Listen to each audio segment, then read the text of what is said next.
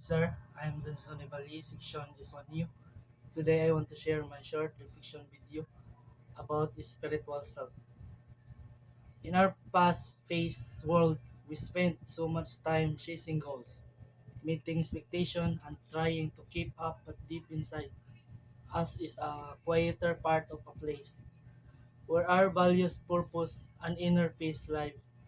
These are spiritual self. The spiritual self isn't only about religion, it's about meaning.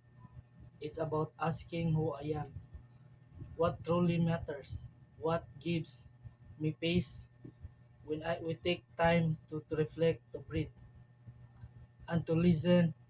We begin to reconnect with the deeper parts of we can, of we are.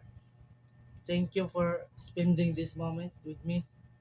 May you continue to discover peace, purpose, and reconnection. Connect within yourself. Thank you, sir.